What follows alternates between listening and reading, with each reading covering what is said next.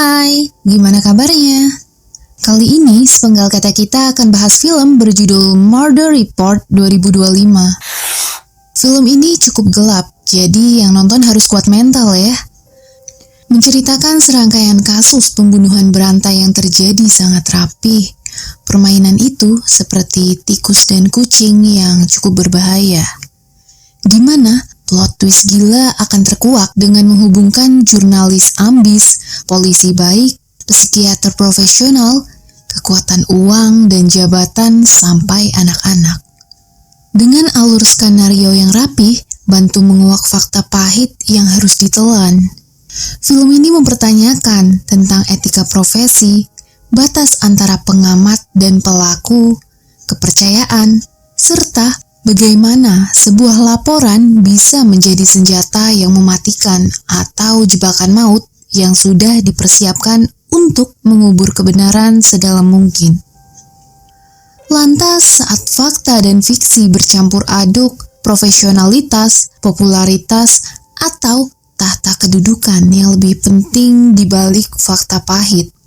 Apakah benar dengan memangkas kebusukan hidup akan jadi baik-baik aja? Dan apakah benar dengan begitu dunia bisa terbebas dari manusia keji? Oke, nggak usah lama-lama, mari kita gaskan.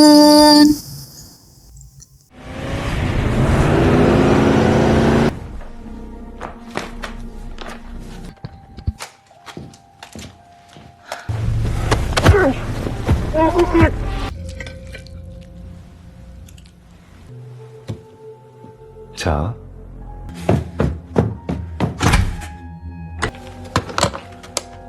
여보세요.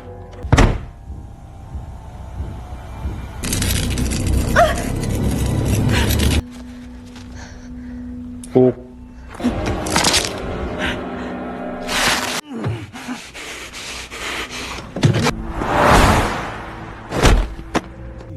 이를 무마하기 위해 검찰과 정계에 뇌물을 줬는다고. 아무 증거도 없는 제보일.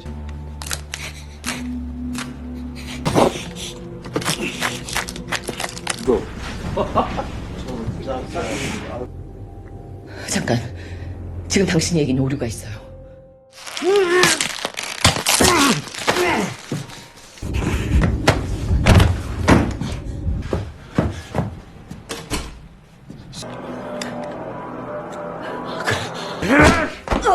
그만 좀 하라고.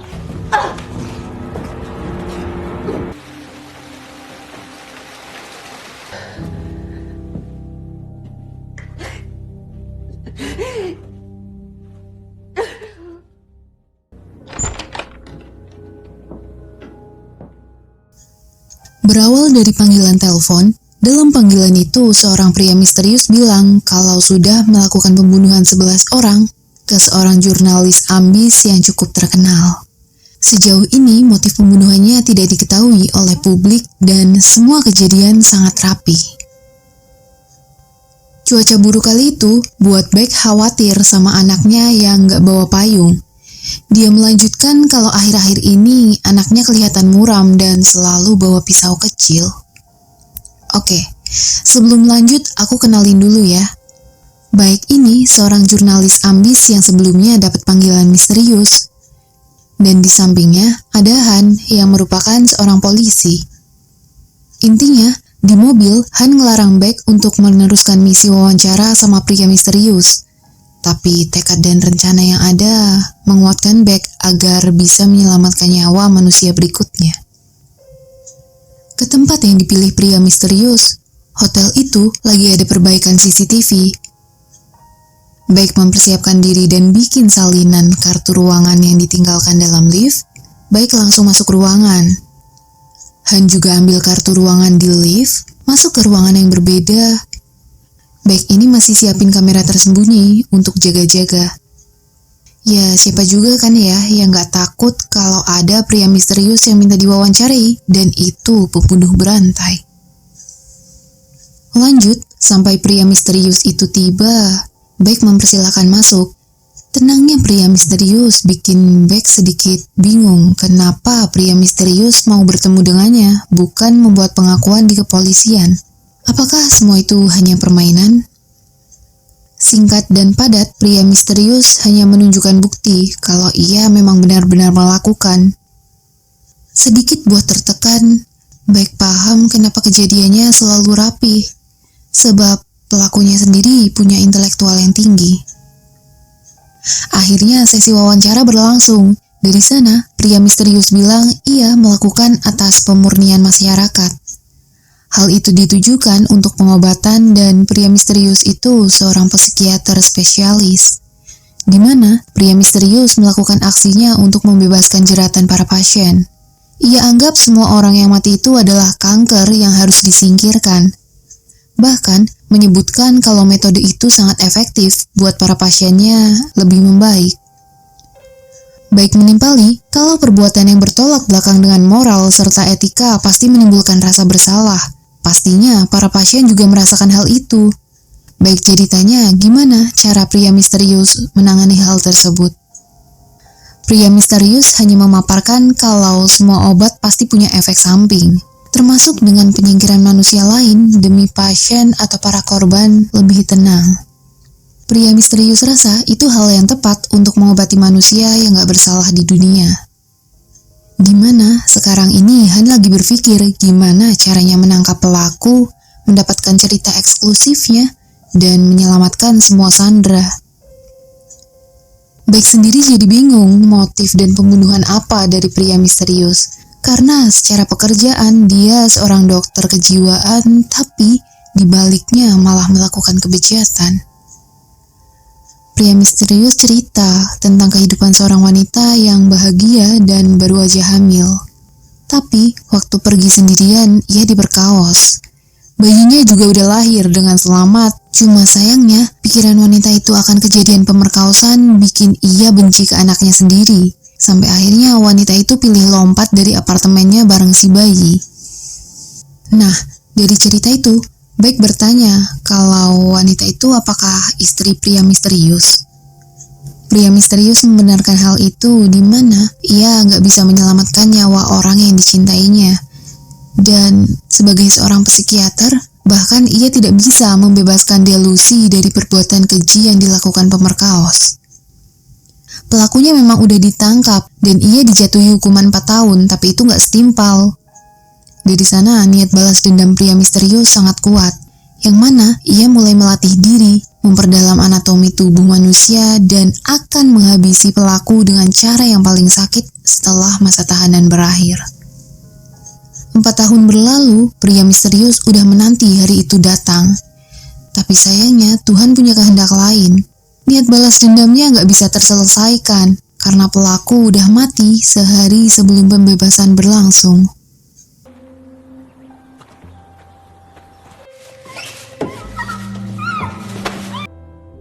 제 몸속으로 흘러들어오던 여자는 아이 몸속에 그놈의 피가 섞...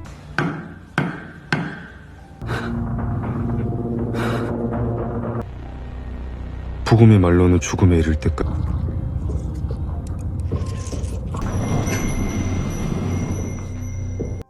Pria misterius itu awalnya udah gak punya semangat untuk hidup, sampai seorang pasien datang menceritakan hidupnya, di mana istri dari pasien itu udah meninggal, tapi pria yang menghancurkan kehidupan keluarganya masih hidup bebas. Sempat mau menghabisi, cuma lihat foto anaknya dalam mobil, ia mengurungkan niat. Dari sanalah gejolak batin terus menyerang tubuh dan pikirannya. Pria misterius bisa merasakan hal itu karena ia juga kehilangan istri dan anaknya. Memaparkan untuk kejadian seperti itu nggak bisa diobatin dengan metode konseling kalau pasien sendiri masih berkutat dan merasa beban terhadap masalah yang terjadi. Dari sana diperlukan keterikatan serta kepercayaan antara dokter dan pasien. Misi pertama berhasil, akhirnya pria misterius juga bertambah pasiennya. Dan ia merasa berguna menjadi seorang psikiater yang bikin para korban terlepas dari belenggu jeratan. Pria misterius juga bilang kalau Beck ini seorang jurnalis yang keras kepala, mementingkan diri sendiri untuk mendapatkan berita eksklusif tanpa memikirkan akibat fatal dari hal tersebut. Bertepatan dengan pelayan yang tiba, pria misterius ini mau memberikan tip, tapi ia membatalkannya. Bahkan ia juga tahu nama pelayan itu dan langsung menghabisinya di tempat. Kejadian singkat yang terjadi di depan Beck bikin ia cemas. Pria misterius itu buka suara kalau pelayan selalu memeras pasiennya dengan kejadian yang udah berlalu. Beck lihat pelayan itu kejang-kejang, tapi pria misterius menanggapi tenang dan bilang kalau itu cuma reaksi dari sisa otot yang ada. Ia melanjutkan, semua pasiennya merasa lebih puas setelah amarahnya terlampiaskan.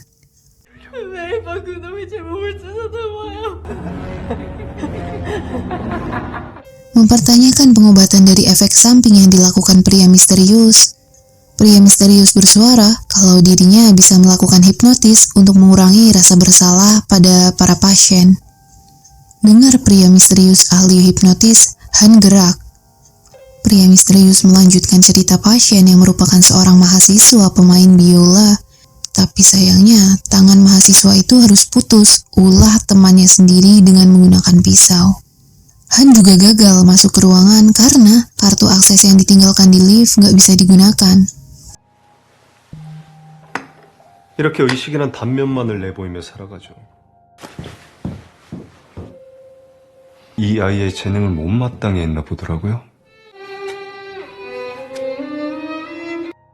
Meneruskan cerita, sebelum ketemu Beck, pria misterius sudah melakukan hipnotis ke pelaku.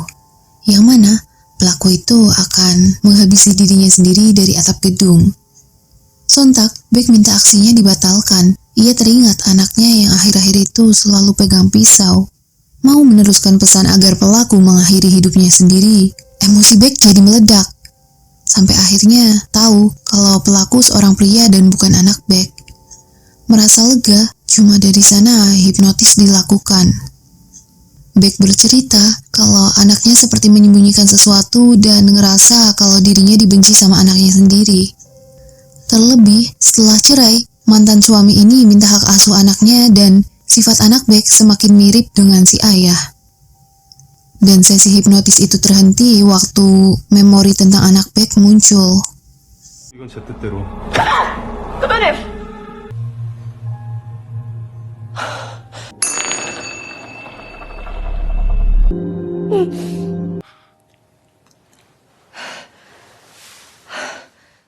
Paham wawancara itu nggak akan berjalan semestinya karena pria misterius bisa mengalihkan banyak hal.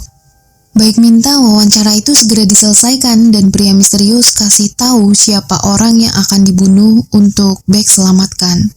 Karena itu soal nyawa, Beck nggak mau main-main. Pria misterius bilang kalau sebenarnya ia udah punya janji sama polisi dan langsung telepon. Yang mana panggilan itu diangkat sama Han. Baca geliat Beck yang gugup, pria misterius mempertanyakan soal Han. Di mana sekarang Han udah pingsan karena semburan gas yang ada. Beck mau nyetrum pria misterius, tapi hal itu berbalik ke dirinya sendiri. Dalam keadaan terbungkam dan terikat, pria misterius minta maaf hal itu harus terjadi. Ia menunjukkan pisau kecil. Beck juga minta maaf kalau ia berbohong dan itu sepenuhnya salah Beck, bukan Han. Pria misterius nggak mempermasalahkan hal itu karena ia sendiri juga berbohong sedari awal. Di mana wawancara itu terjadi bukan karena ia mau mengakui perbuatannya, tapi mengonfirmasi sesuatu ke Beck secara langsung. Pria misterius mendekatkan pisaunya. Ia membiarkan Beck untuk terbebas. Pergerakan dari Han juga terdengar sama pria misterius dan ia memperlihatkan kalau Han lagi terikat. Pria misterius mau tahu lebih dalam tentang kejadian fatal yang dialami sama Beck. Dan Beck cerita, awalnya ada seorang pegawai dari perusahaan besar yang datang dan minta kejahatan yang berlangsung di perusahaan itu diungkap ke publik. Beck ini masih mengumpulkan semua data dan informasi serta menyimpannya di rumah. Cuma belum terselesaikan dengan baik, tiba-tiba data itu menghilang. Dan pria yang melaporkan tentang kebusukan dalam perusahaan turut lenyap dari tabrak lari yang terjadi. Bahkan, dari kejadian itu, Beck di-PHK secara sepihak dari perusahaannya, karena kalau tidak, media tersebut akan terkena somasi. Sekeras apapun berusaha untuk memperbaiki, tapi nggak bisa. Yang baik sadar kalau ia nggak bersalah atas kematian orang tersebut. Pria misterius tahu kalau Beck ini nggak bersalah dan adanya dia di sana untuk mengobati luka Beck. Sekarang, Han masih berusaha untuk melepaskan diri lewat alat yang didapatnya. Pergerakannya itu terpantau dan pria misterius janji kalau Han tetap diam, Beck akan selamat. Tapi, kalau Han terus berulah, Beck akan tamat. Beck minta semua itu dihentikan. Mereka ini sepasang kekasih. Dan pria misterius bersuara, sayangnya Beck nggak tahu sesuatu kalau Han adalah pencuri dari bukti kuat di perusahaan besar itu. Han tahu kapan jadwal Beck untuk pulang larut malam dan kapan posisi rumah itu kosong, termasuk dengan di mana penyimpanan berkas itu. Beck masih nggak percaya, dan dari sana Han bisa mendapatkan buku tersebut. Cuma aksi itu dilihat sama anak Beck yang pulang lebih dulu. Akhirnya anak Beck diperkaos. Tujuannya sih biar anak Beck ini tetap bungkam. Masih menyangkal karena Han ini polisi yang baik. Pria misterius itu menjabarkan semuanya berubah setelah Han termakan jebakan dari petinggi. Dulu itu ia sempat tidur sama seorang wanita dan ada bukti yang dijadikan sebagai ancaman kalau Han gak menuruti perintah dari atasan para petinggi. Dari sana Han mulai jadi pesuruh untuk semua kejahatan yang sulit terjangkau termasuk berkhianat ke Beck. Masih menyangkal, Beck pilih mengonfirmasikannya langsung ke anak. Dalam panggilan si anak hanya minta maaf. Dan pria misterius menyebutkan kalau anak Beck ini udah menyerahkan sepenuhnya keputusan ada di tangan Beck. Tertegun mendengar hal itu, Beck akan menjawab, tapi ia mau tanya langsung ke Han atas pemerkosaan itu. Pria misterius mempersilahkan, tapi ia mengingatkan kalau Beck harus melakukannya dengan sadar dan dengan pikiran terbuka. Kini Han juga berhasil melepaskan diri. Beck datang dengan fakta yang ada, masuk ke ruangan Han, langsung mempertanyakan kebenaran di depan wajah Han. Emosi yang ada berhasil diredupkan sama Han, di mana Han ini bilang kalau Beck udah terpengaruh hipnotis dari pria misterius. Tapi di sana, ingatan muncul waktu Han datang ke rumah dan dilihat tajam sama si anak. Memori itu sama konfirmasi dari panggilan si anak bikin Beck mau menghabisi Han. Tapi ya karena tenaganya gak sebanding, Beck ini dibanting dan dibikin gak berdaya. Hadirnya pria misterius bisa menghentikan aksi. Dari pistol yang dibawa Beck, Han mau menghabisi Beck sama pria misterius. Cuma pistol itu gak ada pelurunya. Dan Beck berhasil menancapkan suntikan yang langsung melumpuhkan Han. Pria misterius langsung mendekati Beck dan minta Beck pulang karena anaknya butuh pelukan. Pria misterius juga memberikan sapu tangan dan janji akan mengurus sisanya. Mengetahui keadaan yang bikin dirinya hancur, baik dalam karir, asmara, sampai anak, bikin Beck sangat terpukul. Ke ruangan, pria misterius mulai eksekusinya. Terbangun dari hipnotis tersebut, anak Beck ngerasa lebih baik. Dan pria misterius minta agar membawa ibunya masuk untuk berkonsultasi. Dalam ruangan itu, pria misterius mempertanyakan perasaan Beck. Beck jawab, semua rasa bersalah yang ada akan Beck tanggung sendiri, karena ia memang melumpuhkan Han. Tapi, Beck ini ngerasa kasihan sama pria misterius. Di mana pria misterius harus terus membersihkan permasalahan orang lain dengan tangannya sendiri. Bahkan harus buat tangan seorang dokter kejiwaan penuh akan darah. Dari pertemuan itu, pria misterius jadi memandangi tangannya sendiri.